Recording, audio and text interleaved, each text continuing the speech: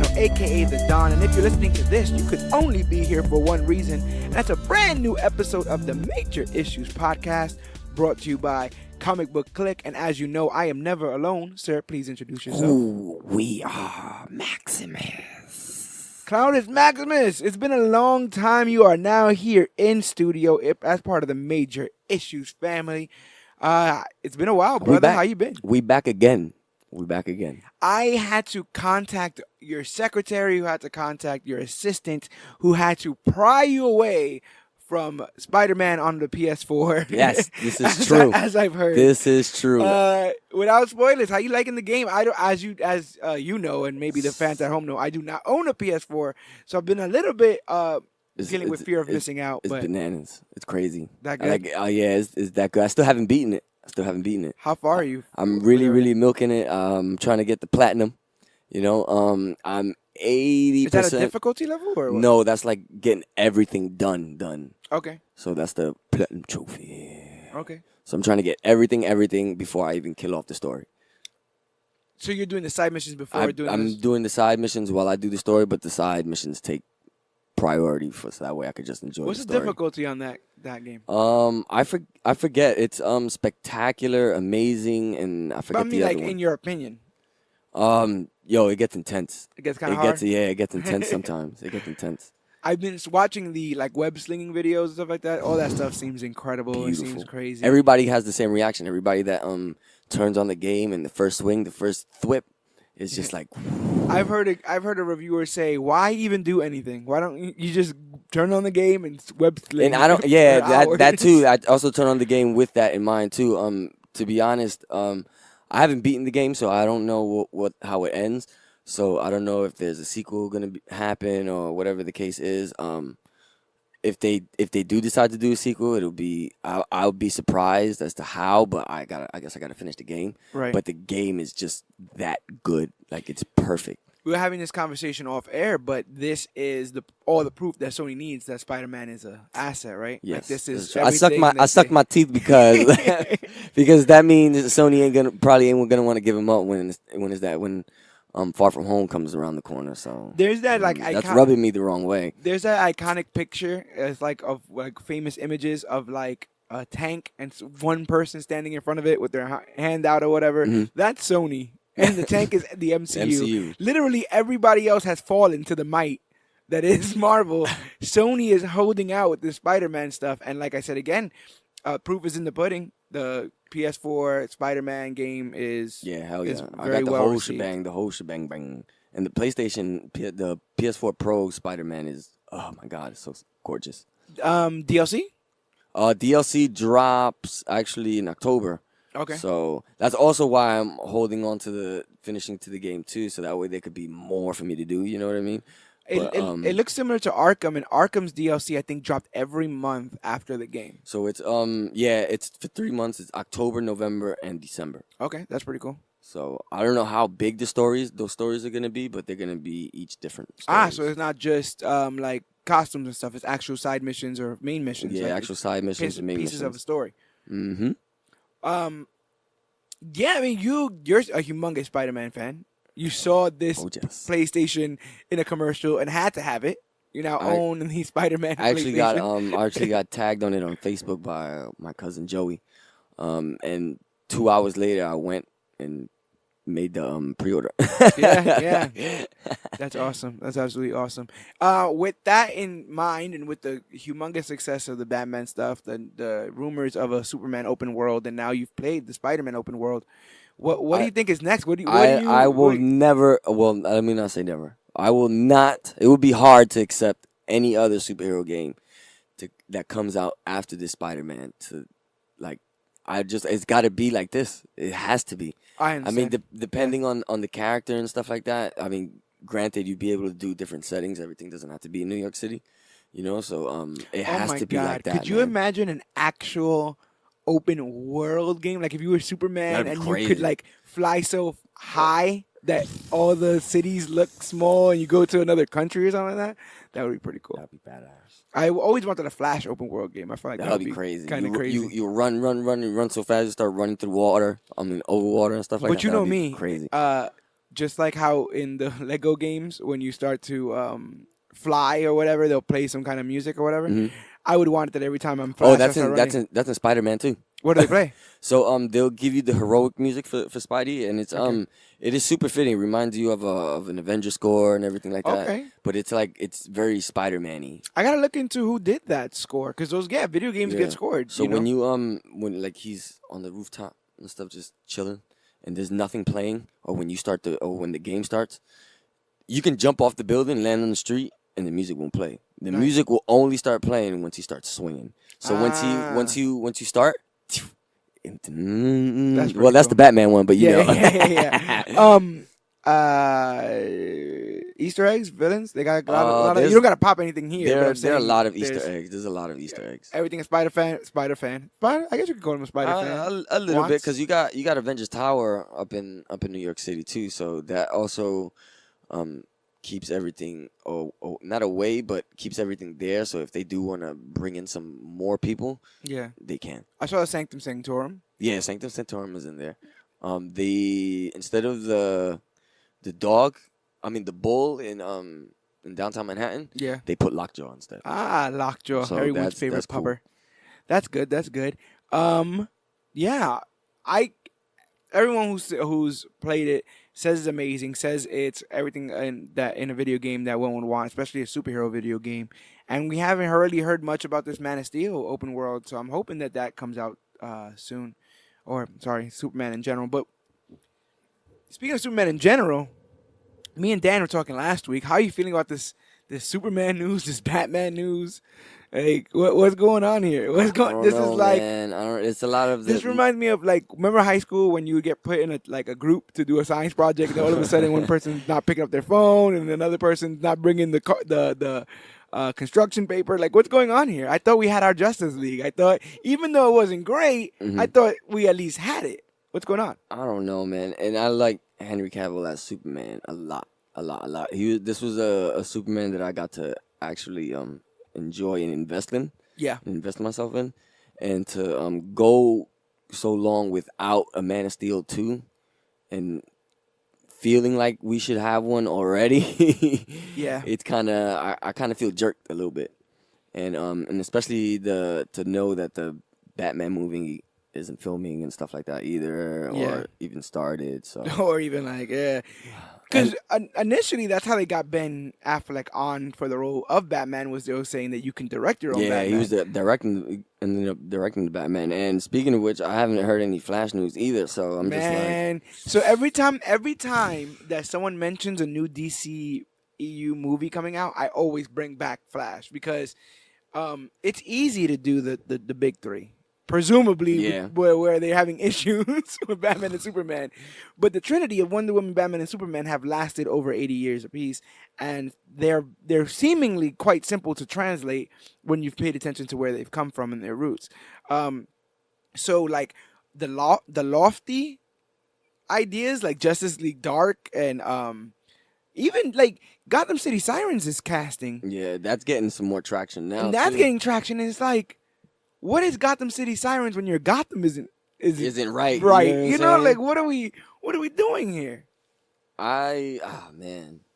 And we had a whole episode talking about the future of the DCU, right? We were trying to It's decide. hard to not catch an attitude when it comes to like talking about that, because you talk about the Sirens, and I can see them like perched up on a roof, but at the same time in that same shot, I can see Batman grappling in the back all the way like kind of like what happened in Suicide 4, 5, 6 blocks away. You know what I mean? So it's like. I really and like to know that we're having Batman trouble. I really like those Batman cameos in Suicide Squad. Yeah, that was cool when he met up with Deadshot. Yeah, when he punches Harley in the face. I don't know if that was that great, but he definitely does that. While on the thing of Harley, the Harley Quinn and Joker movie is still good to go with Jared Leto in the spot as of the Joker, but I guess he won't be the only Joker we're dealing with. Sir Phoenix. What is your take on the footage that's been released of Joaquin Phoenix? I didn't think I was gonna end up liking it as much as I thought I was gonna be. The actual footage for that was like 30 seconds. It was an actual teaser, so I kept looking at it, and they have different shades of it. Like I caught an old school shade of it from back in the day. The mask was. Well, not the mask. The paint was reminiscent of the I want to say Dark Knight of the Batman trilogy. So that was kind of cool to see. I guess they were paying a little nod to that, or whatever the case was. It's crazy because the paint, I had those same thoughts, right? It's like the paint reminds you of the mask that's worn by Joker in the Dark Knight. Dark Knight, right? In the early the robbing of the bank, right? There's a scene in Batman 66 where Cesar Romero, the guy who wouldn't shave his mustache, where he wears a very similar face paint. It almost looks exactly identical to Heath Ledger's. I like the what I like the most that I caught right off the bat was the smile, his smile fading in, right into it. So when we got to the full zoom, he was completely smiling, and then he did like the smirk with the eyebrow. Right. That was cool too. That man's face is very interesting. I remember saying that when I first saw him. You know, I've been a fan of his since Walk the Line and stuff like that. But his face looks like it tells a story. There's so many odd creases. He has that cool scar on his lip. Yeah. So he looks like he's been through stuff. Ooh. So the idea that he is going to be our Joker, where a lot of Joker is just the look, you know. Heath Ledger captures you before he even says anything. Then he says stuff and it hypnotizes you. But before then, it's just the aesthetic, just the look of the Joker. I mean, I'm in it. I'm liking it. I'd go. I'm not. I wouldn't say I'd go see it yet because I want something. I want a super trailer. So did they say when that's coming out? No.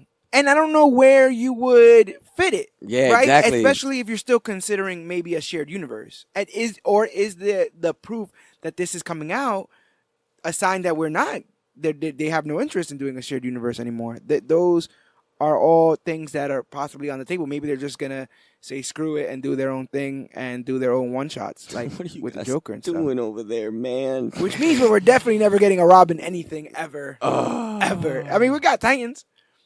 That's coming. That's on its way. That'll be here next week. Batman. But this here is John Wayne Gacy. He is a serial killer who used to dress up like a clown. And I think the paint is also very similar to that. And considering that he's a real life story, that maybe they're trying to play that up there. But yeah, we had both the little, what they call the screen test footage, and we also had a little bit of train footage. Of him, I kind of seen that. Yeah, walking out of the train and stuff like that. Yeah, that was cool. He seems to have the swagger. The hair's there. Yeah, definitely. Him and Heath are the only two Jokers I know with that hair. With long Joker hair. I really want to see how this trailer is going to be. I'm looking forward for it to coming out not real soon, but I'm eager for it to come around, to be around the corner. And then my thoughts are, because we got Shazam and Aquaman out there already. Yeah. My thought, and those are, I'm assuming, shared universe. Yes. But Superman was supposed to cameo in Shazam. He stole the words right out of my mouth. So what? Maybe that's when they were like, nah, screw it. We're doing our own thing. Maybe if Cavill can't be bothered, then we're not gonna. Maybe they want his mustache. Yeah, that's true. People coming for that mustache. Between the last time I've seen you, 2 big trailers have dropped. One from the MCU, the last film before we get our Avengers 4, is the Captain Marvel trailer. Yeah. Me and Dan the Comic Man didn't get to chop it up about it because Dan is doing a cleanse of trailers. He says he doesn't want to see any trailers leading up to these movies. Interesting take. I will also like to compare notes once we're done with the movie to see if he had a more enjoyable experience. But me, I'm too much on this stuff. I'm too hooked in, and I want to be able to talk it up with the clique. So I was satisfied spiritually with the Captain Marvel trailer. It was the first trailer, and you know how Marvel is. They'll give us something else closer to it. Oh, so definitely. I'm looking forward to that second one where they show just a little bit more. But to be honest, I kind of don't need a little more. I'm not. But I feel like I'm don't satisfied. Because we're going. I feel like we were going even if there was no. I feel like this is something I deserve. So I can't. I'd be like, who am I to ask for more? Yeah, but I also feel like they don't have to win us over. I feel completely safe with whatever they got planned and whatever they want to put out, or with anything they put out. Yeah, because I had somebody ask me, well, what about her hair? I was like, bro, don't worry. They got that covered. It's like they got that covered. So it's funny because I knew close to nothing about Captain Marvel Carol Danvers prior to, let's say, Infinity War, right? And I mean, I knew she was like a member of the Avengers. I knew that she was a high-powered member. I read Civil War 2, where she was going against Tony Stark, and she had a really big role in that. But I did a very, very deep dive on the character, mostly Miss Marvel, a lot of Miss Marvel. Right. And that's what a lot of people say too, you know. So majority of it's Miss Marvel until she gets rebranded. I want to say in 2012, and that's where she gets the do and the new clothes. Yeah. And I'm gonna take Captain Marvel's name. Captain America is actually like, might as well do it. You're already calling yourself Miss Marvel. Might as well take the whole thing, be Captain Marvel. So I say all that to say, with everything that I've read, they're not gonna do all of it. So it's about picking and choosing. And to tell you the truth, I would forgo the haircut to get the helmet, and we got the helmet. Right, yeah, we got the helmet. Oh, so we did get the helmet, and I was already marking when I saw the helmet in Marvel vs. Capcom. Right. I was like, cool. But then they do it here, and it's like, and they show the helmet twice in the trailer too. She's hanging on like to underwater something. At one underwater, point. Yeah. So it's breathing for her, which is awesome because then she can always use it in space and stuff. I have been going around telling everybody she's a Skrull. I half believe it, half don't. Okay. Sometimes I like to just watch the world burn. Just stir the pot. Yeah, stir the pot, watch the world burn. But my thesis on this idea, and I'm not the only one to have it, but is the idea that she looks like she's constantly discovering things in the trailer. Like she's looking through things, looking around unsure. I have memories here, but I can't really remember them. So I think, and I mean, Marvel's been known to try to flip the script sometimes. I think that we will be following Skrull Captain Marvel for the majority of the movie. And she's going to use Nick Fury to piece together the pieces of her memory, quote unquote her memory, that she thinks that she has, but they're actually been pulled from the real Captain Marvel, placed into this Skrull. And we got Skrulls, yeah. And I think whenever you see her shooting something or attacking something and you don't see what it is, it's because she's going to fight herself. I think they're going to unlock the other Captain Marvel, the real Captain Marvel. She'll probably be the one in the red and other joint. Fight the green jointed Captain Marvel. And ultimately, besides that, I think that what they can really do and probably are going to do is they're going to show that both sides, Kree and Skrull, are not 100% good or bad. And both sides are going to try to use Carol Danvers. And I think that she is going to be so over it that that's why she's not around. I can't trust the humans. I can't trust the Kree. I can't trust the Skrulls. I'm out. So guess what? I'm out. And don't you call me unless it's emergency. And when I talk about emergency, I mean like half the world disappearing into dust. You know what? I go see a Captain Marvel movie. You know what I'm saying? I'm talking about half the world disappearing into dust kind of stuff, Nick. I'm still kind of stuck. I'm still kind of stuck on the cut. I hope she gets the cut in the movie or in the post credit. I mean, if maybe the real one got the cut. Maybe the real one got the cut. See, I think I want to go see a Captain Marvel movie. How does Nick Fury lose his eye? We'll get that. We'll definitely get that. You think it's a Skrull? You think it's that? Maybe he pokes himself in the eye. I'm looking forward to seeing Youth Coulson. You know. Because I remember coming through thinking, wow, Coulson, I get it, but you kind of look on the aged side, you know? Wouldn't it be funny if, like, the whole movie goes and nothing's happened to Nick Fury's eye, and, like, in a post-credit, he's, like, looking through something? Give me the eye, damn it. He's, like, shaking his mostly empty cereal box looking for the prize, and the prize is, like, a sword, and it goes in his eye. Damn it! He loses it in the most inconvenient way possible. This is the last time I trust somebody ever again. Did you see the cat in the poster? No. The cat's in the poster, I didn't see the bro. cat in the poster. Get out of here. Chewie's in the poster? Chewie is in the poster. And I did not know. I didn't even see the poster for Captain Marvel. I've just been stuck on the trailer, so I haven't seen any art or anything like that. I will pull up the poster, but in the meantime, would you like to tell these people about the other little Captain Marvel Easter egg we saw in Infinity War? Ooh, yes. and I lost it when we seen that.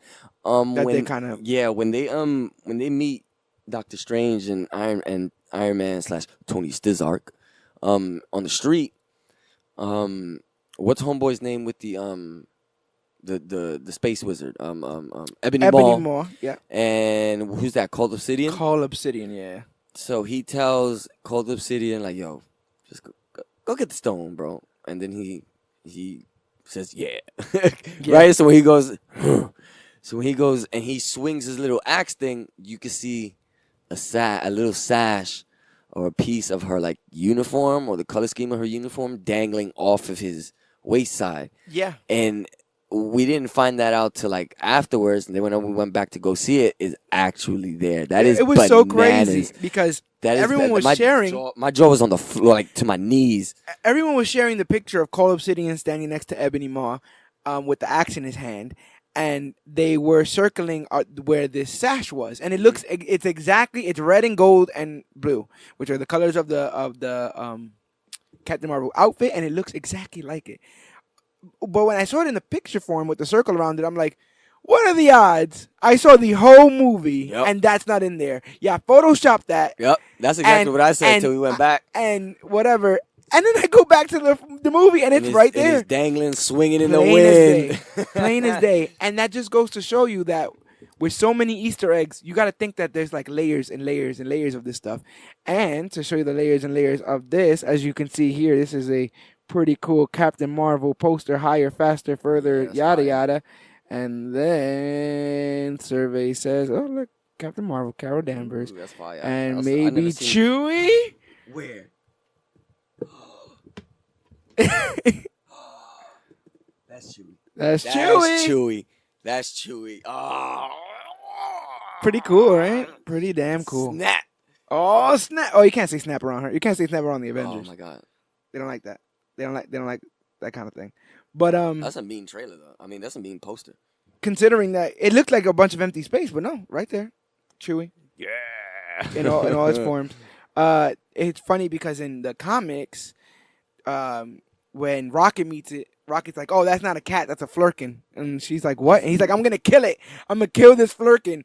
And she's like, "What are you talking about? Don't you touch my cat? Don't you ever touch my cat? Don't try to kill my cat." And he's like, "It's a freaking flurkin. That's a flurkin. I know a flurkin if you ever seen one." And then all of a sudden, it just like throws up 1,000,000 eggs.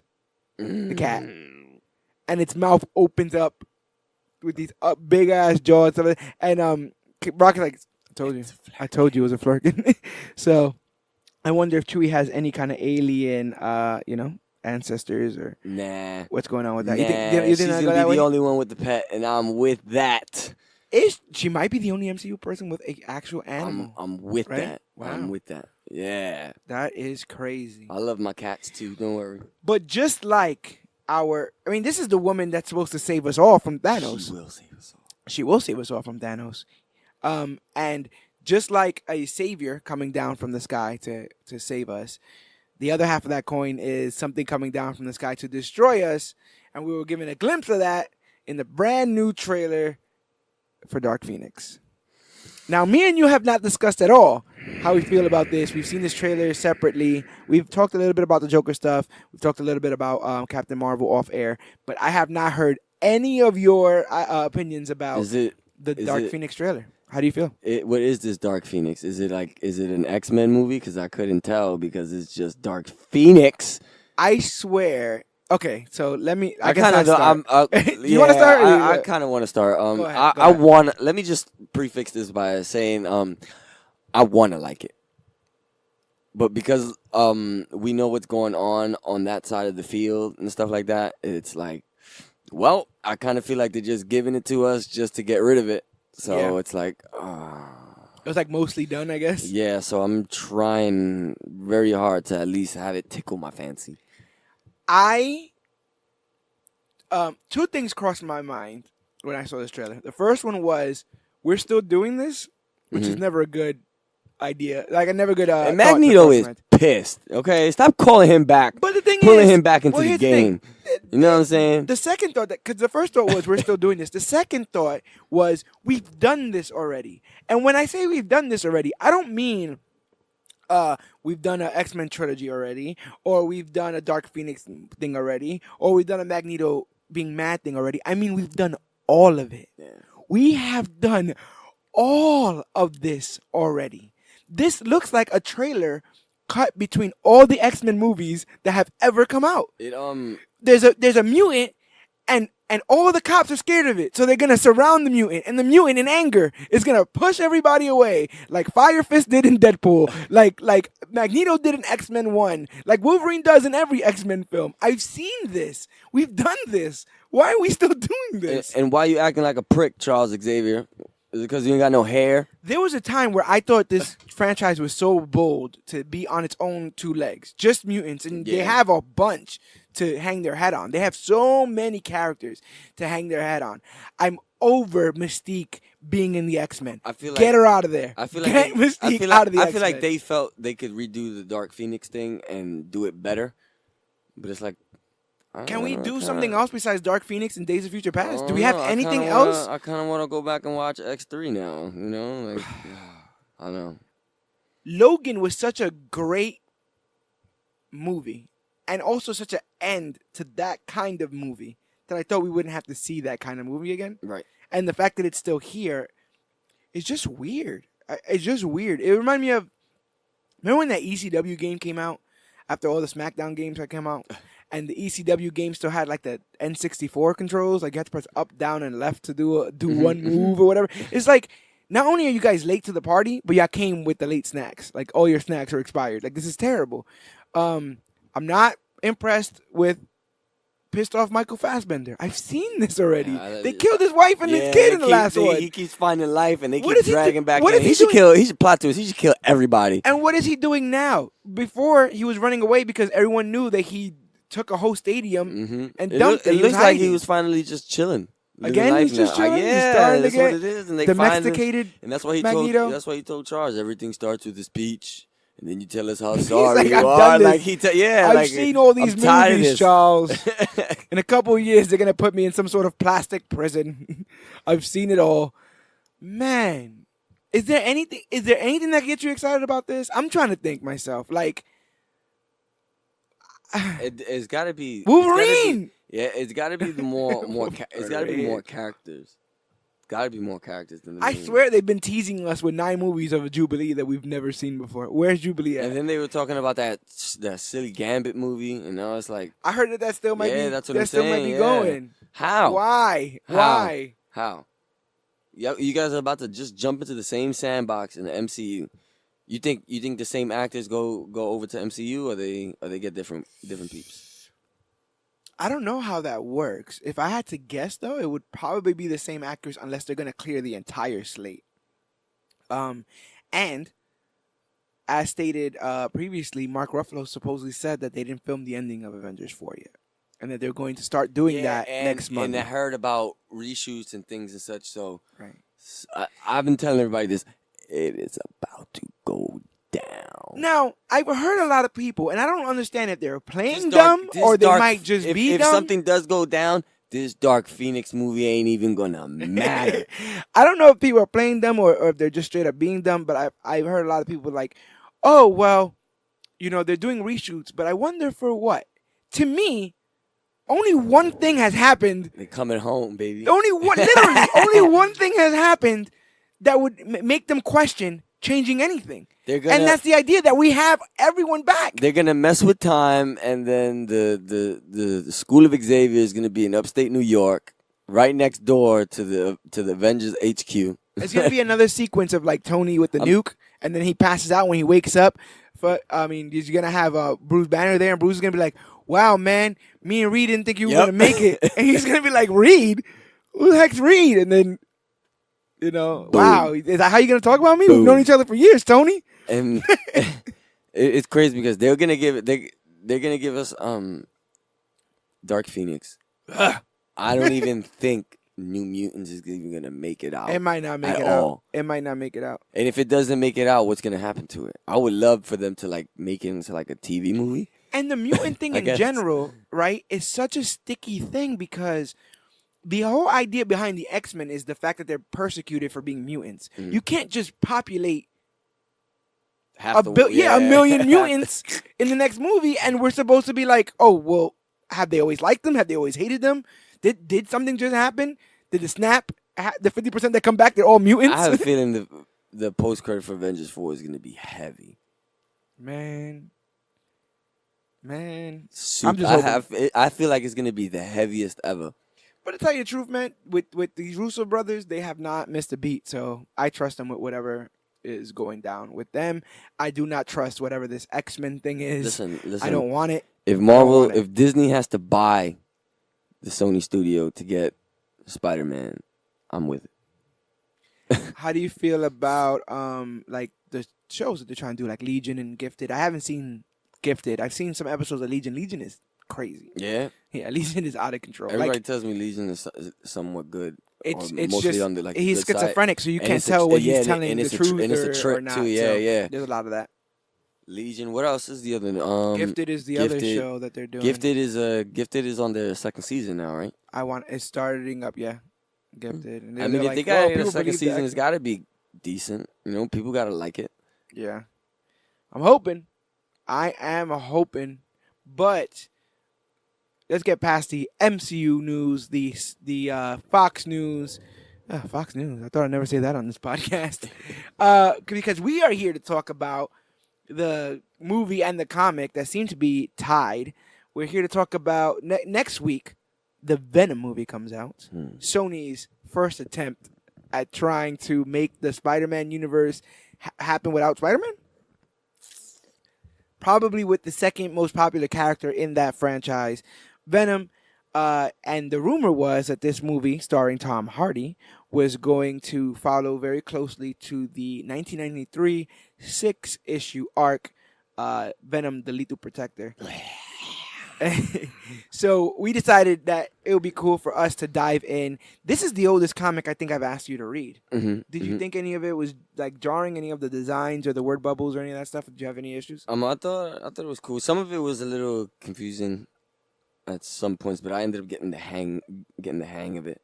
Is it me or those older comics had way more exposition in it? They had way more exposition right? in it. Way more exposition. Like, some of it is even unnecessary. Like, yeah. Just give me the panel, give me what Brock is saying, and, Spider-Man talks a lot to himself in this. Yeah, I like that, though. I like that.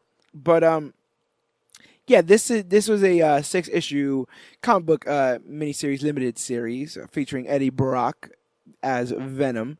Ran from February to July of 1993, and it was written by David Michelini. I hope I'm saying that right, and illustrated mostly by Mark Bagley. And they also marked the first time Eddie Brock received a series in which he was the main character and going from villain to hero. So the very first thing that we're told in this is that him and Spider-Man have an agreement. They have a pact. They have an agreement. You don't try to kill nobody, and you don't try to kill me, and I won't go after you. And Venom relocates to San Francisco. How'd you feel about the new setting for the Symbiote Man? I mean, you got to start off new, man. And if you don't want to end up in one of those boring square states. Oh, yeah, right. He literally went all the way to the other side. Yeah, he went to the West Coast, all the way to the West Coast. We find out later this because of Papa. Mm-hmm. It's because of Carl Brock, his father. His dad. But the Venom character takes some pretty interesting turns in this book. Mm-hmm. Because for most, you ask the layman on the street, they'll tell you that Venom is a villain. Yep. With the spit and the tongue and the mouth and the scary. Because a lot of people just know him with his beef of Spider-Man. They don't actually know that he actually relocated and did his own little thing. And that black suit that Venom wears, originally Spider-Man wore it. He was given it in Secret Wars. And that even goes back. That was like a fan art. Fan went in. What is that? What was that guy's name? I know that. Randy Schuler, in 1982, sent in like a fan art of Spider-Man in a black suit with red, like kind of like a Miles thing before you get Miles. And they changed it to black. And they changed it to white. They changed the red to white. Okay. And they're like, oh, that's kind of cool. Let's use that. And then the writer for Iron Fist was thinking, because he used to draw, issues, and they would cut Iron Fist's outfit, and then the next page he'd be fine. So the answer to that, they were gonna say that his suit was made up of some kind of molecular yada yada, that when it got attacked, it would just put itself back together. But when they end up not using that, they end up using it for Spider-Man, a living costume, an alien costume, a living costume, and then they end up, offshooting it. I think originally the character of Venom was going to be a woman who was wronged by Spider-Man and was going to come for revenge. But we got Eddie Brock. Oh, an ex. That could have worked. We got Eddie Brock who, man, with his size, just those teeth, that tongue, definitely a scary character for Spider-Man. And when you consider that Spider-Man is like the teenage hero of the most, like... It's hard to think an extended olive branch. It's hard to think. Well, it's hard to that with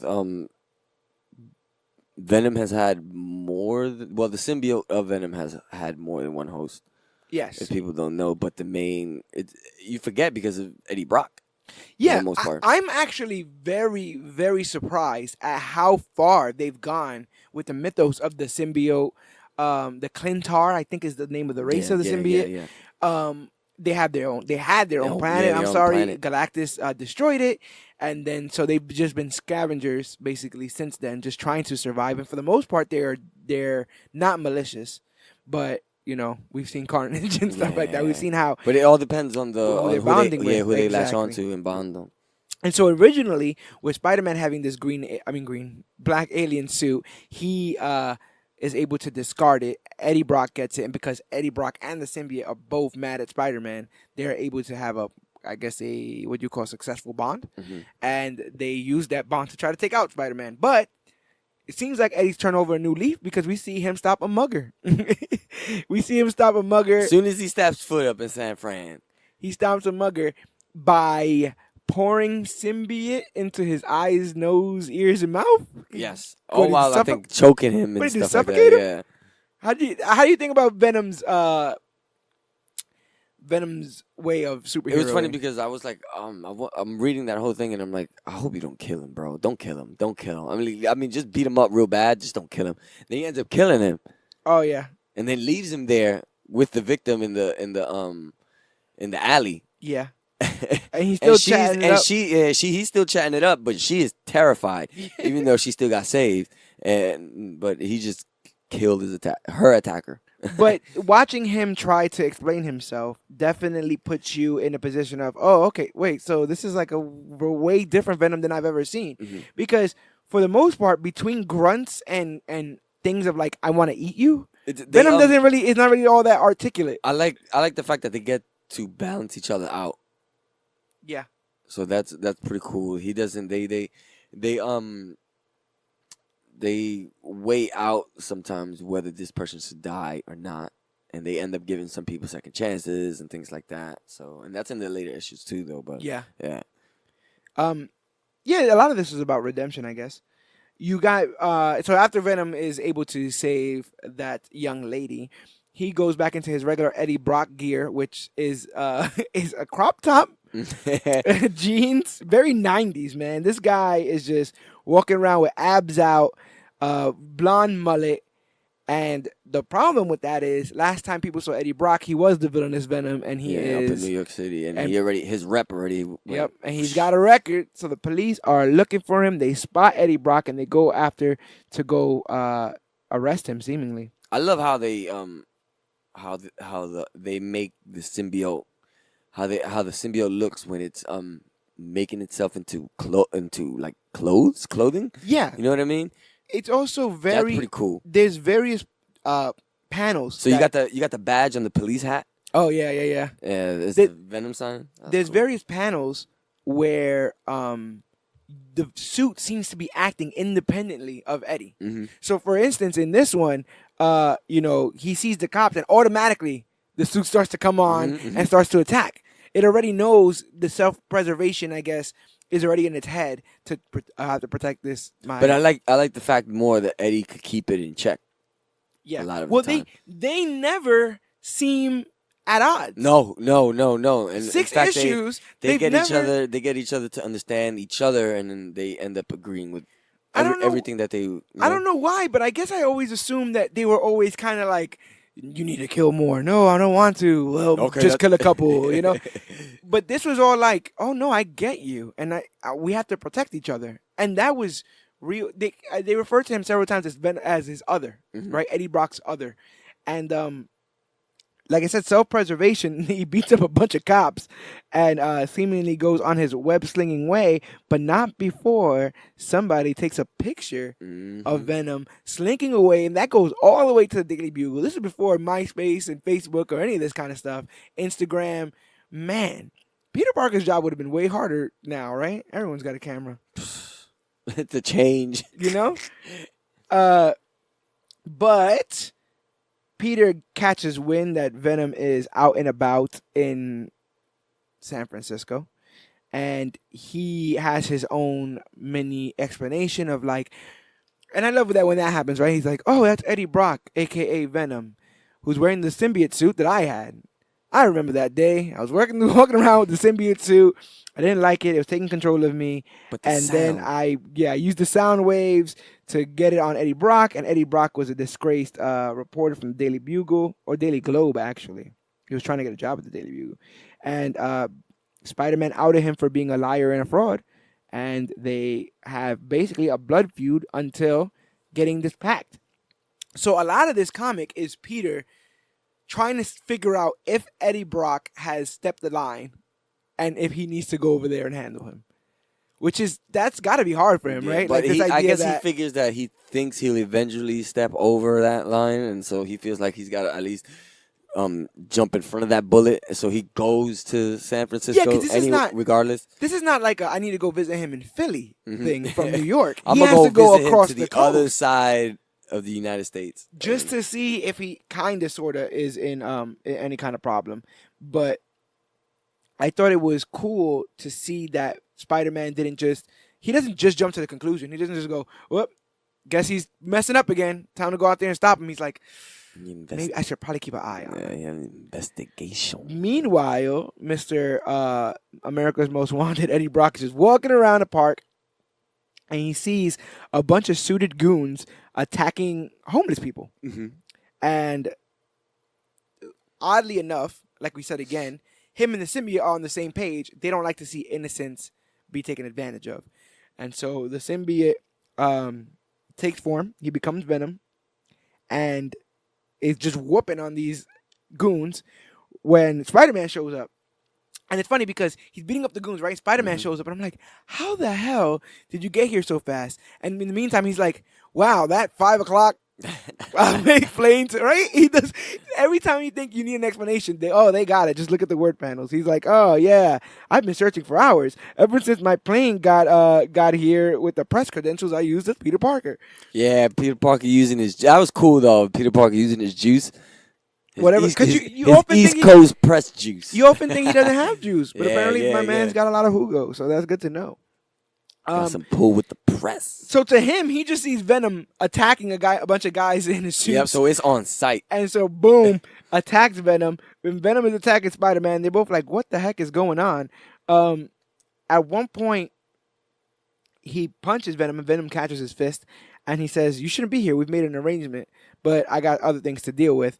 Because he's like, I'm not the one attacking these guys in the suits. They're attacking me. And Spider-Man's like, what? No way. Wait a minute. But you're the bat. And then they just open pure fire in a public park to try to shoot Venom and Spider-Man. Spider-Man leaves out of the way, does his spider foo. What did he call that? What did he call that karate spider thing that he came up with?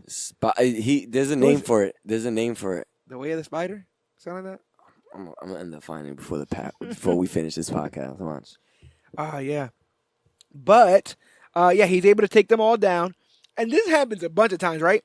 Spider-Man takes them all down, turns around, Venom's gone. Yeah, because he doesn't trigger his spider sense. Right. So that's the one up he's got on him. This happens like at least 4 more times. Yeah. And so he's gone. You see a businessman looking at Spider-Man and Venom on the news, and he says that he's gonna go and deal with it. And you find out that the homeless people that Venom was helping. Now this is when it gets a little crazy or wonky, depending on how you feel about it. But they live in a subterranean, under the ground, full society city. Complete with bridges and everything. Right. So apparently, when there was an earthquake that sunk this city, and then they just built another city on top of it without, I guess, checking if anyone was dead in the first city. You know, open and shut case. Everyone's gone. Where's the mayor? We're just gonna build a city on top.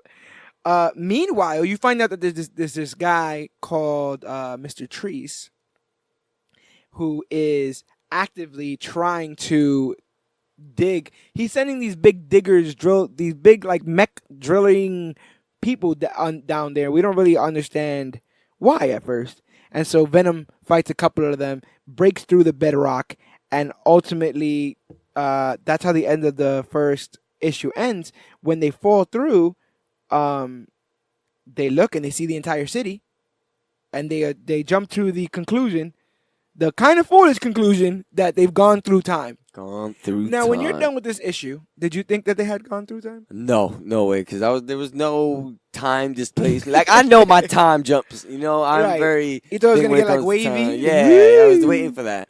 Or we just went through like this invisible portal or whatever the case was. I was like, let's see what the next issue is all about. I was. How far back into time did we just go? I knew that the eventual arc with this was going to be Venom and Spider-Man against other symbiotes. So at the time, I'm like, how the heck do they have time for a time travel story in the middle of everything else that they're going to try to tell us? But we find out that nope, they have not gone through time. They are still in San Francisco. Gone through the earth. They just gone through the earth. They're in the underground subterranean city that still survived, and Venom makes quick work of that robot monster thing that Roland Treece has hired. He's hired a bunch of men in these big robot outfits that have drills. They have like drills for hands, and they are supposed to dig and kill everybody, and then we'll find out why later. But Venom is able to disable a couple of these drilling machines. I'm pretty sure he killed that guy. He takes a piece of like metal and sends it through the glass face. The glass face. Yeah, I'm pretty sure that guy's dead. But he cracks it though. You don't think he killed him? I think he gets and tries to jump onto that same robot, and the symbiote tries to get into the seams and stuff? Go through the cracks and stuff like that. And homeboy in there is just freaking out. Yeah. So Venom is he's seeming to have a bunch of pleasure in this. And the thing that sucks though is that all these drillers are equipped with sound blasters. How convenient. Everybody in this comic has sound blasters. There's several points where we got sound blaster guns, we got sound blaster cages. To be honest, the more you get into it, or when you are about to finish and you think back and it just clicked with me now, I mean, I guess it makes complete sense. You know what I'm saying? I also think that they've alluded that for these drillers, the sound blaster is used to like take out bedrock. You know, they're used to like blow up whatever rock foundations in the way. But everyone's like, yeah, we got a hero. He's great. You know, yada, yada. Venom turns into a cop. Like you said, he quickly becomes a police officer. And then they meet like one of the high chancellors of the subterranean village and stuff like that. And they're all like, we want Eddie to be here. He protected us. We want him to stay. Yay, Venom, Eddie. Yeah, we want Venom to be our guy. Eddie Brock helped save everybody. And, you know, you got some haters up in the bunch. He literally has one hater. One guy cannot stand the idea that Venom / Eddie Brock is going to live amongst the subterranean people. We'll get there in a bit because Spider-Man decides to after doing some research, that he found out about Mr. Eddie Brock's papa. And that he was going to go to his house, or Eddie Brock's papa's house, and find out some more information. But he goes as Peter Parker, the Juice Man. That's his good cop, bad cop, right? The Juice Man. Good cop, Peter Parker, bad cop. Yeah, and I was about to jump into that after he meets Eddie Brock's dad. Well, afterwards. Well, before that, anyway. I'm sorry, I'm starting to get lost. It was a lot of comic. Brock's dad shuts the door in his face. He does, because he's like, "Are you Eddie Brock's?" And then 5 minutes later, gets a visit from Spider-Man. Spider-Man, and he's like, "Wait, what are you, Spider-Man? Wouldn't you put the two and two together? Wouldn't you be like, that's exactly wait what I'm a saying. minute, Peter Parker, those credentials are from New York. Hey, Spider-Man, Spider-Man's from New you're York. from New York. What the? Wait a minute." But he does not put them together. Meanwhile, the trial of the century is happening because Eddie Brock is there with the underground people, and they're like, "Enough! We don't need any of this guy here. He's an outsider, and we don't like him. Homicidal maniac. We don't need him. The Bible says to turn the other cheek, so you need to get out of here." And so he does. He just like leaves. He's like, okay, I'll leave. There's a lot of like, bye. There's a lot of being content with being alone in this. Like maybe the idea that Eddie Brock, like the symbiote only needs Eddie. Eddie only needs the symbiote. So if he's kicked out of New York, fine. Whatever. If he's kicked out of San Francisco, they have fine. each other. Yeah, if he's kicked out of this underground facility, fine. We'll find a place. We'll find somewhere to go. But like he said, "Hey sir, my name's Peter Parker. Are you Carl Brock?" "Yes." "Eddie Brock's father?" "Doom." No. Shuts the door. Out of control. While talking to the subterranean people, Venom found out that it was Mr. Treece himself, Roland Treece, that was destroying the subterranean layer. So he decides that he is going to go and basically infiltrate his lair. One of those, like an Oscorp building, like one of those. His main HQ, Lizab. Yes, the headquarters for Mr. Roland Treece. And I did like how you see the symbiote like unlock the door and get past the lasers, and all that kind of stuff. But literally just slobbering on himself while he's on the ceiling. He's so happy. Venom is so happy. He goes through Mr. Treece's office, but he is found. Security finds him. And just like everybody who's ever seen Venom, they all try to shoot at him again. Kill him. Kill that man. And Venom gives him an opportunity to leave. Yep. Which I've noticed happens a lot in this comic as well. He's like, he gives a lot of people second chances. So you can tell like he tries to redeem himself in a way, but he's not in New York City because all of that crazy stuff happened in New York City. Right. But he's trying to redeem himself elsewhere or trying to turn a new leaf in a way. And I can also see the logic in the symbiote's head. Mm-hmm. If you do not want to take damage, please leave. Yes. And if you don't, you have not left. You will catch these You hands. must want to take damage. So I like he has given people, and we see this. Have you seen it in the Venom trailer? Where he puts his hand up and he's like, guys, come on, I don't want to do this. And then, it happens. So they are pulling from various parts of this comic, which is pretty cool.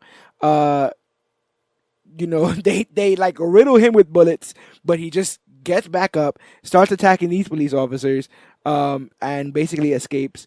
And like you say, we get good cop, bad cop, because Spider-Man shows up to Eddie Brock's father and is like, "You, sir, we need to talk. You need to tell me about Eddie Brock." Meanwhile, Eddie Brock's beating up a bunch of cops, and he takes off because that's what Eddie Brock does.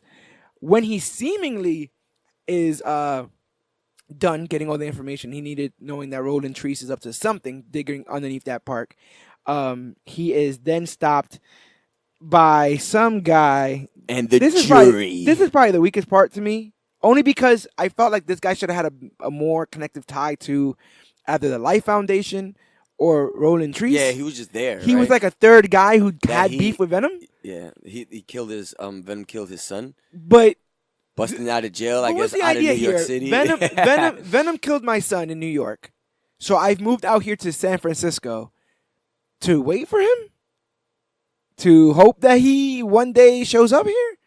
How did this guy know that Venom would ever show up, and that he would ever fall prey to his mechanized army, like you said, called the jury?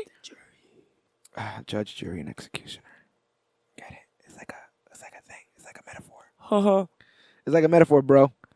That I think the jury part's the weakest stuff of it all. Again, Venom gets away, beats up all the people, gets away. You find out that what they want to do, what they ultimately want to do, is they want to pawn off this Venom problem to Carlton Reese. Is that what I'm saying that right? Carlton Drake, and the Life Foundation. The Life Foundation, I think we mentioned this on one of the earlier episodes. The Life Foundation, it's a bunch of rich people who think that the world is going to come to an end, and they're willing to put their money into anything that's going to save them. And so, Carlton, I gotta make sure I'm getting this name right. So many damn names. I believe it's Carlton Banks. No, that's Fresh Prince of Bel-Air, right? No, yeah, definitely Carlton Drake.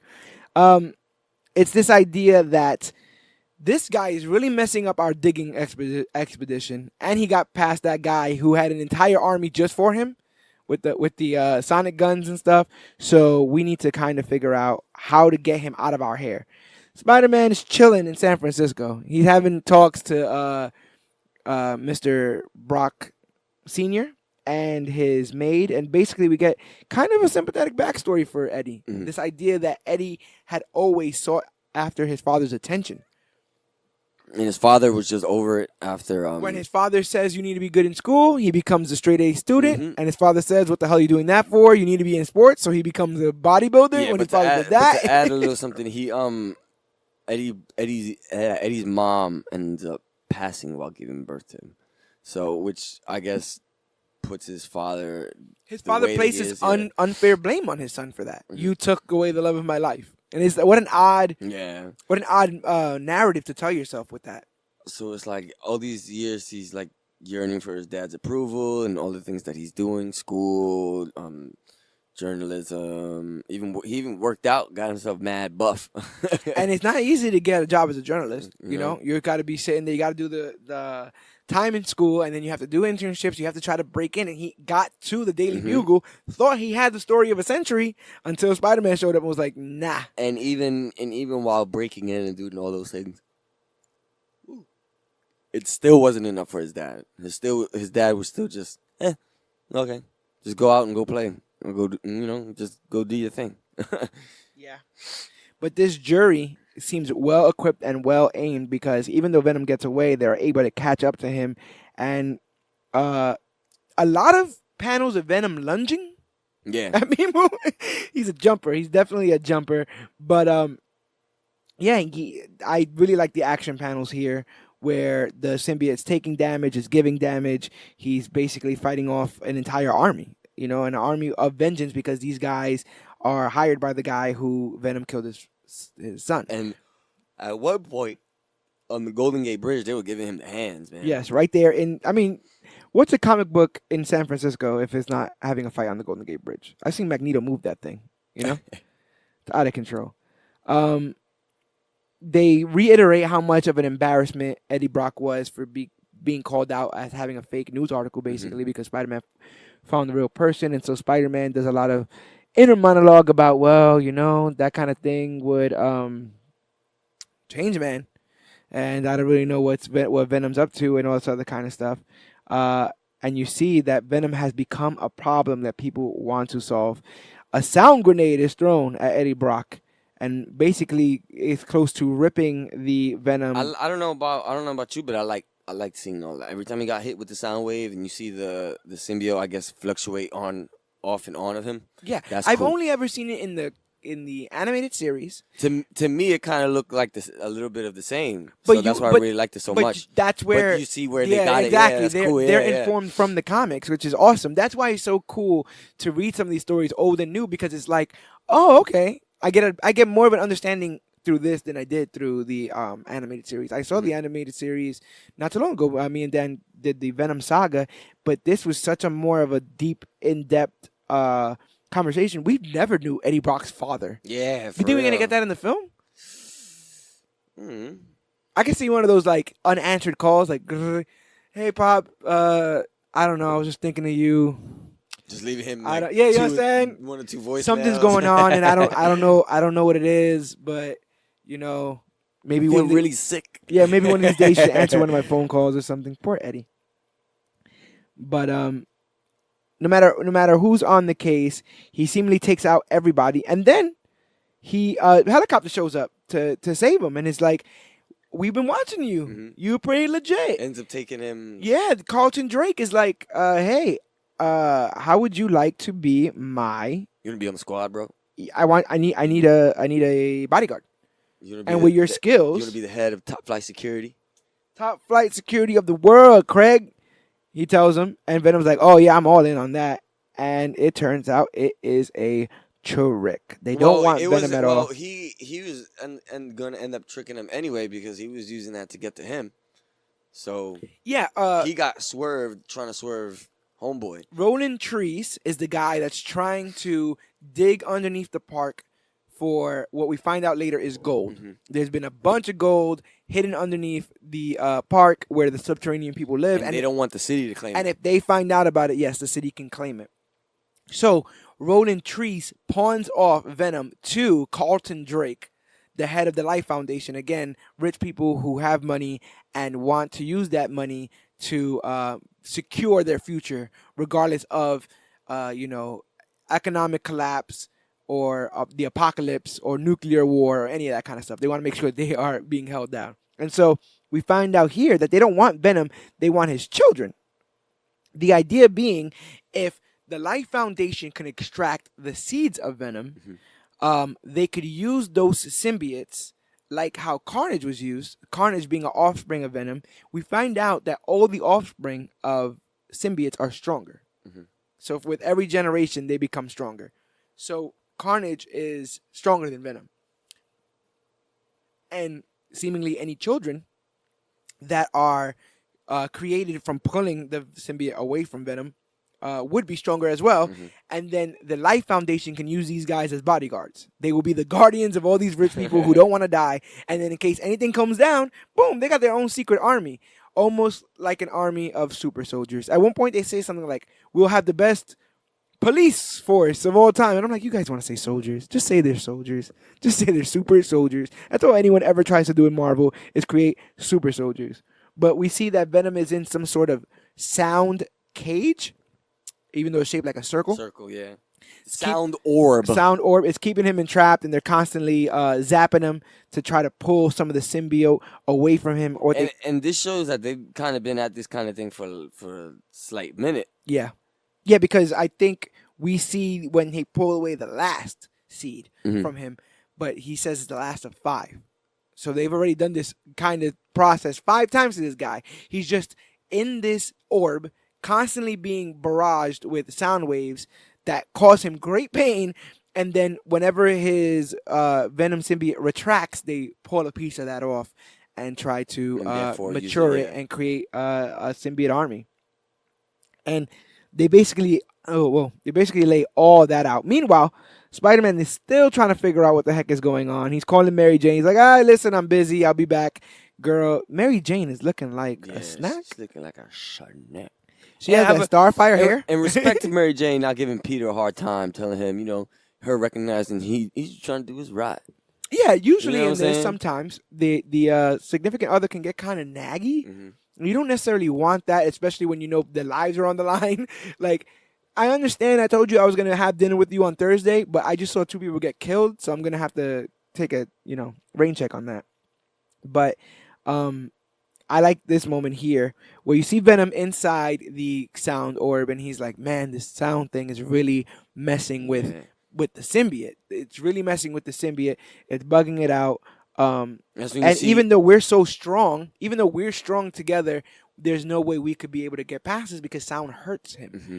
And then he's like, then the symbiote tells him like, well, just you do it. Yeah, you do it. Like, I really like that. I really like that part because they were trying to figure it out, and they figured it out. The symbiote, dude, you can like leave and the symbiote's like, with your strength, you get through the sound because sound has no effect on you. It has effect on me, and so the symbiote retreats up the arm of Eddie Brock so he can use that arm to get through the sound barrier, and when he does, he is able to strangle one of the. I like that. I like that panel where he's able to strangle one of the guards. Meanwhile, a brand new symbiote has appeared in San Francisco.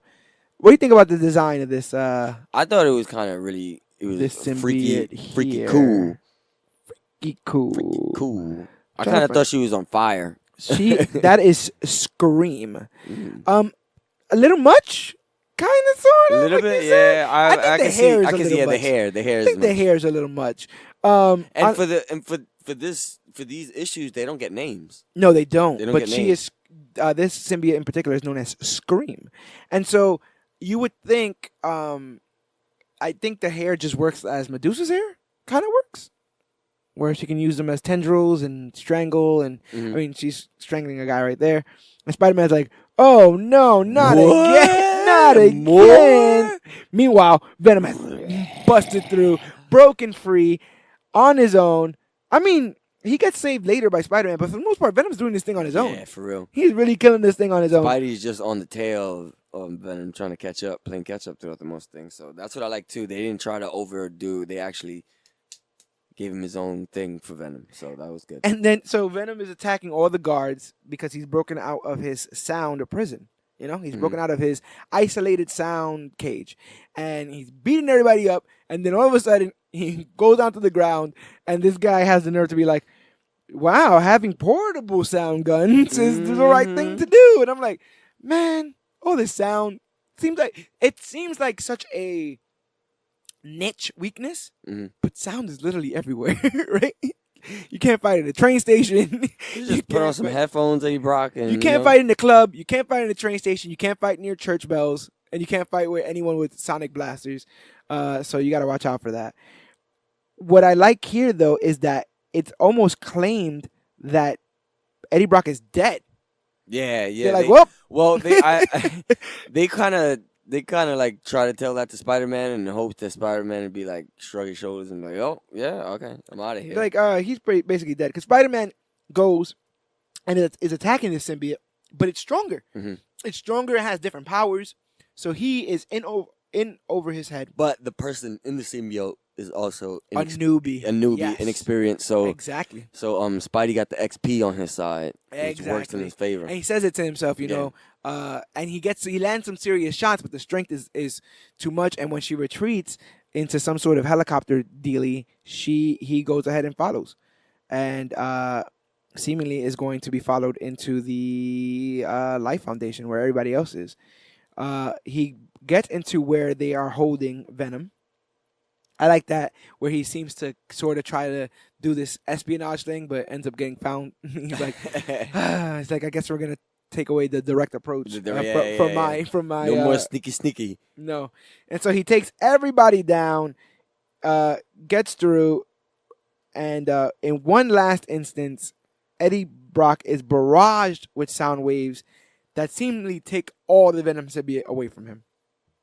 By the time Spider-Man gets there, Venom, or Eddie Brock, is passed out, seemingly dead. He looks dead. There's like Venom. Dead. There's like traces of Venom out of his mouth and out of his eyes. Spider-Man has arrived to save Venom, but Venom is kind of dead, and we are introduced to 5 symbiotes. That was all of them. All 5 at the same symbiotes, which don't get named here, but because we are very, very, very, very I was gonna ask thorough. Do we what year was it? Do they get their names and stuff like that? They get their names in the Planet of the Symbiote arc, and I think that doesn't come too much further from here. I know immediately after this arc is an arc with Venom and the Punisher. So I think that is pretty legit. One crazy with another crazy. You know? So but it's Scream, Phage, Riot, Lasher, and Agony. And we got a glimpse of Riot in the Venom trailer. He's the other symbiote fighting Venom. Look at that. How is he not dead? He looks dead. That mullet is alive. That mullet, he's got like Ken and Guyu's hair at the same time here. He is in peak physical fitness. This guy is an Olympian, Eddie Brock. And then he was like, oh yeah, Eddie Brock is dead. On the first page, it basically says Eddie Brock is dead. And so he goes, and I actually like this kind of logic. Carlton Drake's like, you're here for Eddie. He's dead. Yeah. You can leave now. back. Yeah, he's like, if that's what you're here for, you can leave now. And Spider-Man's like, Spider-Man's, no, nah, you were B. born in July, Julyer, and I'm still gonna see this through. And it's gonna be May. Yeah, So he's like, screw that. And he starts beating up people. 'Cause that's what Spider-Man does. I love all the shots of him just kicking people, the webbing people. They're so dynamic. You can tell what's happening in every scene. That's what happens when you know the way of the spider. Wait, was that it? Yeah, the way of the spider. I was close. I was close. Yeah, that's it. That's it right there. This was actually probably my favorite part. So he's beating up everybody because he's like, well, if Venom's dead, it doesn't matter because you're still a villain. And I'm still gonna go get you. Mm-hmm. And then you hear in the background, sir, I think he's breathing. And I was like, yeah. and my movie for that was serious. And then one of the scientists tells Carlton, I think he was just passed out. And Spider-Man goes, nah, nah, nah, nah, nah, nah. And the TV shuts off because he's angry. And he's like, oh, I thought I got this Venom guy. And then so Spider-Man starts to explore and try to see if he can find where Eddie Brock is being kept. But he bumps into all 5 Venoms. All the juniors. Meanwhile, Mr. Treece, who's still after that sweet underneath the park. Setting up the explosives. It's setting up explosives. There's a part, I think it's in the last issue, where he's like, I'm glad I paid you. Yeah, that extra, yeah. I laughed at that too. Much. I was like, yeah, that was. It was mad much. He's like, I'm glad I paid you that extra money to do the very dangerous thing of putting the bombs where I want them to explode in the way I want them to explode them. And the guy goes, sure thing that I did that thing that you said you wanted me to do with the money that you gave to me to do that job. And I'm like, all right, guys, I get it. I understand what's going on. So the idea is that with so many people underground, he's just going to blow up and kill everyone in the subterranean layer, find the gold for himself, and bring it home. And that's all that he wants to do. Meanwhile, Venom, and this happens a lot, right? People are just lax around Eddie Brock and Venom. Mm-hmm. They don't understand the depths in which he can go. In this instance here, he's laid out, and they're like, we should probably put some straps on that guy. And he's like, he's passed out. What the hell is he going to do? Next thing you know, he leaps up, got somebody yoked up. In all his naked glory. And yokes somebody up. He's choking people out. Because, like I said again, and like you said, he's an Olympian level. His strength, his athleticism, all that kind of stuff. His strength is on the Olympic level. So he's uber strong, people. Without the symbiote, too, so. And in pure Spidey fashion, Spider-Man is in a fight to the death, but he is monologuing in his head. He's like fighting to the death, and he's like, this reminds me of Carnage. And Carnage was an offspring of Venom. Do you think these guys are offsprings? Do you think there's humans in these guys? Yes, Spider-Man. And he's fighting around.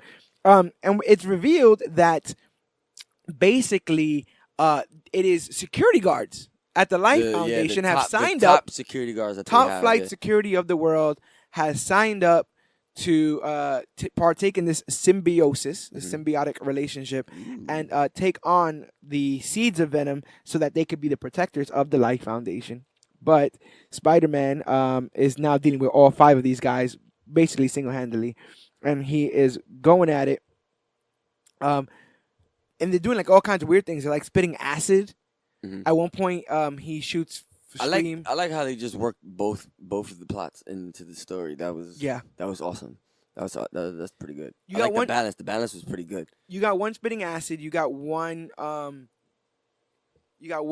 eating spiderwebs and stuff like that. Mm-hmm. Like she's spitting them out and stuff like that, like paper. Yeah, and then Eddie Brock shows up, naked again, in all his muddied glory. Pop was here. Pops. And he's like, I know, you guys are my children. Come to me. And they all punch him in the face. Yeah. All the symbiotes punch him in the face. And he's like, that didn't go as well as I thought it would. And so Spider-Man is able to create a web wall that's strong enough for them. They get their sound gats, except for Spider-Man doesn't think that they should use them all the way. Mm-hmm. Spider-Man believes that there's humans in there and they should be spared. Eddie says they know what they signed up for and they should get everything that they should get. Where do you stand on that? On that debate? I want to say it's I'll side with Brock because Spidey should know better. only because he knows what it takes to take the symbiotes off. And throughout the same journey, I feel like in a lot of ways, Spider-Man is the reader. Like, doesn't really know 100% if Venom's on the up and up. And he's had the suit on before, so it's like, he knows what the pull is. Yeah, and it's got to bond with you for it to, really be in it. Yeah, because the idea is both that these security guards have not had spent enough time in the symbiote to be trained and know how to use it 100%, or completely bonded. Yeah. Yep. So because they weren't, they are a little bit easier to dismantle or take down, and so they use sound to basically knock them out. But as the Venom symbiote, they basically just recover. So they run away. Venom is able to get his symbiote back on. I love that hero shot when he's like, "We're ready," and so he becomes Venom, and Venom is he's wrestling with one of the symbiotes, and he tells Spider-Man, "Hit the button, hit the sound button." Spider-Man accidentally hits the wrong button. He hits the we call the maturity ray or something like that. I'm gonna call it the geezer ray. The geezer ray. Geezerized the symbiotes. They were stealing seeds. They were stealing seeds of the symbiote from the Eddie Brock Venom symbiote. Then they were hitting him with this geezer ray, which was causing them to mature to a full symbiote size, so that when they took on a new host, it would be gangbusters. They don't have to wait for the symbiote to mature. Because Spider-Man shot a full-grown symbiote with the geezer ray, it literally got old, shriveled up, and died. Yes, it did. It shriveled up and died. And Venom's all like, "That's great." And Spider-Man's like, "No, that's terrible." And Venom's like, "Well, this is what we're going to do. Yeah. We're going to shoot all of them with this ray." And Spider-Man's like, all "No." At the same time, we're going to widen the shot and everything, yeah. And Spider-Man's like, "No, I'm sorry. I can't let you. That's, might die. You said you weren't going to kill anybody. There's humans in there. I'm not going to let..." And Venom just chokes him out and says, makes him pass out. Yeah, he's like, "Hey, look, bro, you ain't gonna be able to do much when you're passed out," and just takes care of all 5 symbiotes by using the maturity ray, the geezer beam, and the symbiotes shrivel and die. But to Spider-Man's delight, or I guess Venom's delight, all the humans are fine. The humans are good. So Spider-Man's like, "Well, good guy, Venom." Yeah, he's like taking chances. He's like, I guess we're good. I guess we're on some sort of page, but we need to get out of here because usually when it comes to these like secret organizations, as soon as they're infiltrated, they blow up. They make sure to blow it up, and that's a smart piece of logic there for Spider-Man, because it's true. If you had a multi-billion-dollar organization called the Life Foundation and they have all these kind of crazy illegal experiments, and then something breaks out, yeah, you bomb that thing. And so Spider-Man goes back to that helicopter that he stowed away on. He's like, "Yeah, Venom, come with me." And he's like, "This is great, because now that Venom comes with me, I could just arrest him or whatever." When he doesn't suspect anything. When he doesn't suspect anything, I can still, arrest him or whatever to make sure that he doesn't do anything wrong. Venom? Psych. Venom?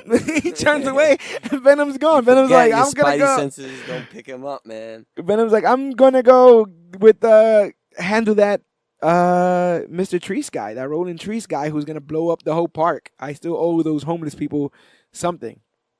And so the final issue of Lethal Protector starts with Venom busting through. He definitely wants to find out what's going on. He is basically informed that they're gonna blow it up. They're gonna blow up the underground town. Underground town. What's cool is because he like gets one of his employees. He gets one of Treece's employees, right? And he's like threatening him or whatever.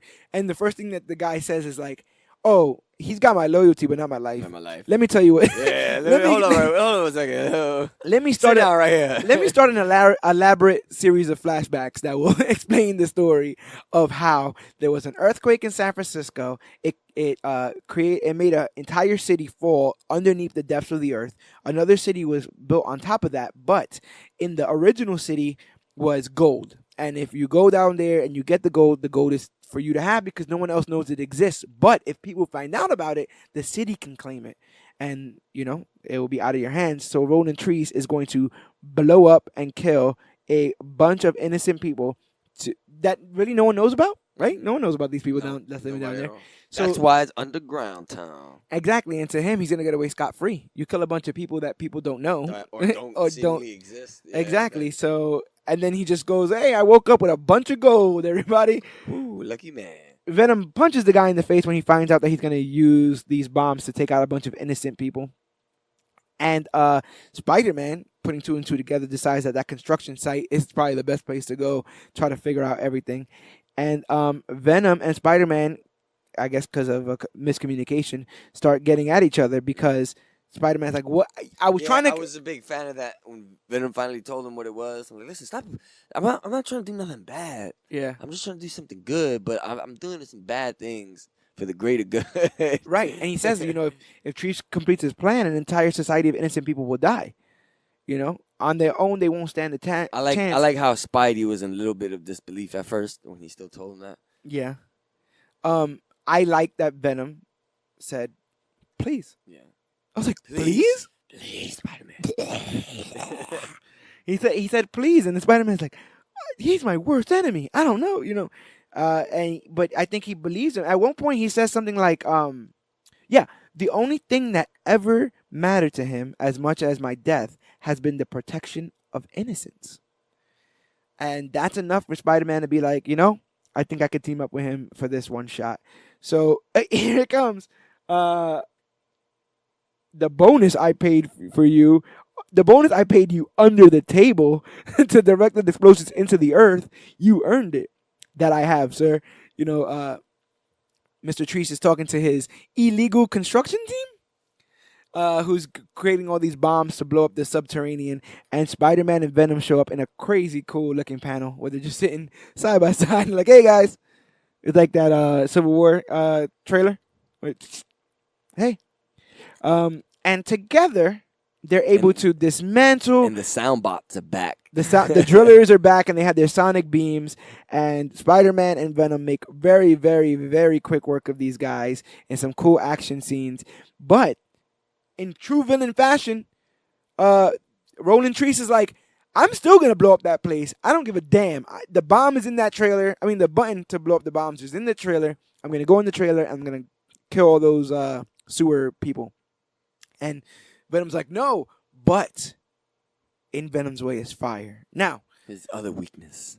Exactly. For those of you who don't know, the only thing that hurts Venom as much as sound is fire. Symbiotes hate fire. So Venom is stuck literally between Treece and a hard place, and he's really trying to consider what to do in this moment, and realizes that he has to persevere and he has to get through the fire to stop Treece, because if he doesn't, a bunch of innocent lives will be taken. And so in a pretty cool panel, we see Venom in pure agony, right? In pure pain. I like the fact that he was able to really tough it out. He was in pure agony and pure pain, was able to get past the flames, get Colton Reese, pull him out of the building so he couldn't blow anybody up, and is literally standing there smoldering. The smoke is still coming off of his symbiote. And Spider-Man's like, "I can't believe you went past your one weakness. Oh, well, one of your biggest weaknesses just to get this guy." It's further proof that Venom is here for good. He is here to help people out. And what I love is that Venom says, "Well, would you have done any less? Would you have done any less?" Yeah. And Spider-Man's like, I guess not.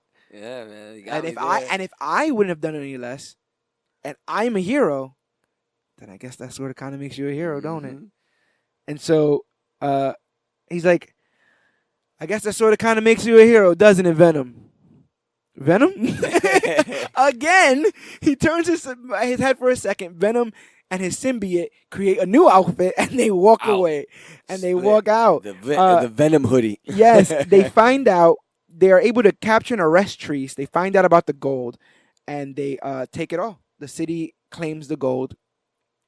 Meanwhile, the head of the subterranean lair demands Eddie Brock's presence to come down, and he has been invited to stay at the subterranean lair, even though the Reverend of Underground Town. There's a crazy Reverend there that thinks that he is a harbinger of death, so doesn't want him around. But like you said, he is being welcomed into a family. This entire story arc, everyone's been trying to kill him. Literally, everybody's been trying to kill him. And it's funny because after I finished reading everything, the title of the whole series, Lethal Protector, just made so much sense. Yeah, you know what I mean. And I was a big fan of that, and I'm glad that wrapped up real nice for me. Well, it was wrapped up real nice for me in that sense. So I really, really liked that, and I liked this series more than I initially thought I was gonna like it going in, because this is my first run on this. Yeah. So that was fire. And it was cool to get in the head of Venom. Yeah. When people think of Venom, they think of duality, meaning two different parts of subconscious. But I didn't ever think that those two parts would be agreeing with each other for the most part. It's cool to see somebody wrap their head around what the line is not to cross. And to him, it's just, you don't mess with innocent people. Mm-hmm. If they've done nothing wrong to you, then they don't deserve any sort of punishment. And if they do, be sure I will be the one enacting that punishment on you. We'll give you a chance, but if you don't take that chance, you're probably gonna catch these symbiote hands. Yeah, because he's attacked cops, he's attacked mercenaries, he's attacked Spider-Man, all for the seemingly goal of protecting innocents. And so that ends, this arc when he says, basically, I will stay here. I'll never abuse your trust, and I will be the protector of this subterranean layer. And then basically we get a little bit of a synopsis saying that the next thing will be Venom Funeral Pyre. And to my knowledge, Funeral Pyre is a comic featuring the Punisher. But I have to double check that. But I'm pretty sure that's what it was. So not only is this the first story arc where Venom is a sort of hero, but this is the first Venom story arc by himself, where there's a comic called Venom. And so when you're creating a Venom movie, it makes sense really to have that. Yeah, this is gonna be. I think all the underground stuff is gone. I think you so cut too. all I that think out. So too. All the underground But stuff is gone. Do you get a nod to that? I'm interested to see how that nod would be to that, because they like to throw nods and stuff in there. They got. You could probably still do it. Like let's say there's homeless people living under a bridge, and somebody has to dig under the bridge because they think that there's something there, and so they're constantly messing with these homeless people. And then Eddie Brock has to. The Life Foundation is in the movie, so yes, it is. So it's Carlton Drake. So, yeah, Carlton Drake is also in the movie, and he has different symbiotes. Mm-hmm. So that's supposed to be all in play, and maybe we'll get a little bit of Venom's, sympathetic backstory here. You think we just get 2 symbiotes? No, or you get just 3 or 4. No, Kevin Smith said that I don't know if he heard or saw or something, but that the third act is going to do something where we're gonna go, oh my god. And he's not one to throw things like that around. What I'm saying. That's what I was about to be. So he's like, that third act. Yeah. From what I've heard, that third act is going to be bananas, and in 1 week's time, we will have known what that is. So hopefully, all of that is good. But what are your last thoughts concerning this comic? This is something that I definitely will come back to read again. I know a bunch of heads who know of Venom, but haven't also read this comic or know that it even exists. Yeah. You know what I mean?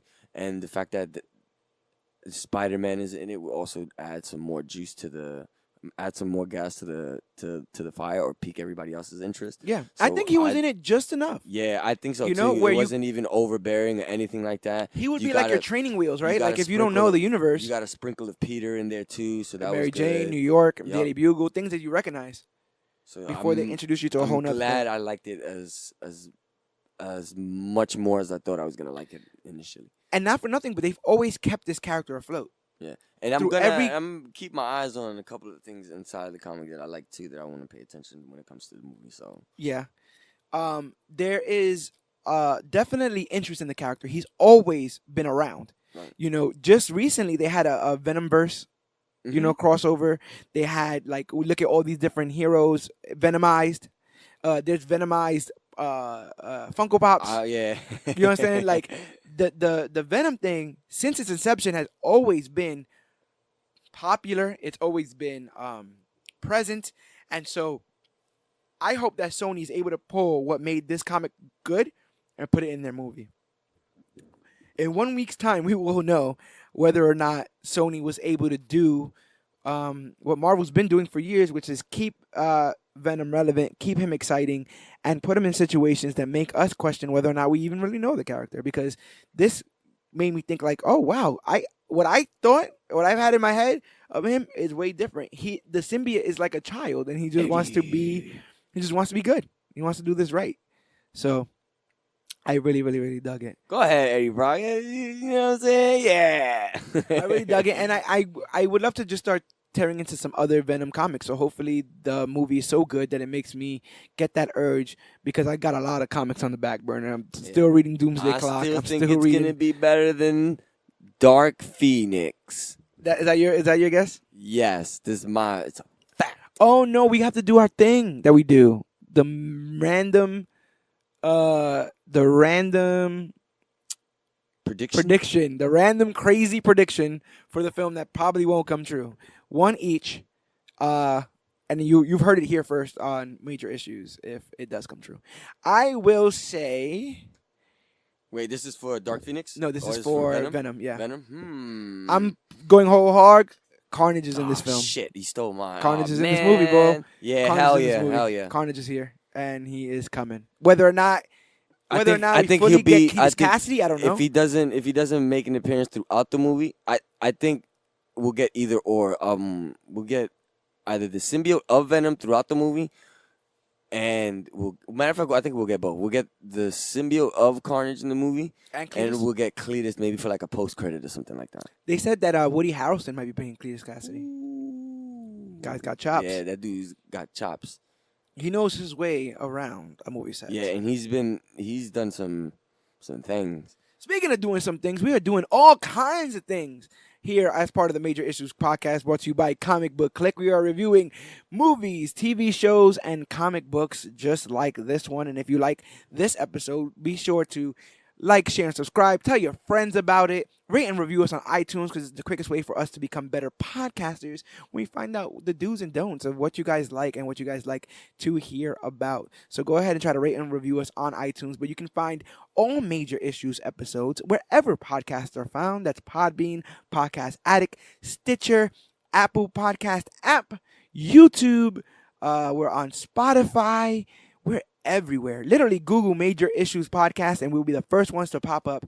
And like I said again, we're brought to you by Comic Book Clique. And if you want to reach us at Comic Book Clique, all you have to do is go to facebook.com/comicbookclique, Instagram @comicbookclique, or use the hashtag comicbookclique to talk about the newest, hottest, latest, and greatest things to come to comic books and comic book media. Don't forget to use the Twitter machine at Major Issues CBC. One of the members of the clique will be manning that at all times, and we're going to hear what you guys have to say about Venom, maybe this comic, or any of the other episodes of Major Issues that have existed. But use the hashtags too, man. Week till Comic-Con, baby. We're going to be at Comic-Con. Comic Book Clique will be at Comic-Con. I'm going to go to Comic-Con, and then after that, I'm going to go to Comic-Con. And when I'm at Comic-Con, go ahead, shoot us something on all the social media networks. Let us know where you are going to be, and maybe we can link up. Maybe we could do like one of those one of those flash mobs where everyone starts dancing randomly. I'm with it. I don't have the cardio I used to have, but you know, who knows? But we definitely got some big things coming down the pike for as far as Major Issues is concerned, and definitely Comic Book Clique. So make sure that you are on the money, because we are constantly posting and letting people know what is going on. But my name is George Serrano, a.k.a. The Don. Ooh, I am your Cloudus Maximus. And this has been our Venom Lethal Protector recap and review. And whether or not you are a failure to your parents, whether or not you've been bit by a radioactive spider, ooh, I like that one better. Whether or not sound or fire is some sort of weakness, or whether or not you have truly bonded with that other alien symbiote in your life, remember, we are Venom, we are the Clique, and you, yes you, are worthy.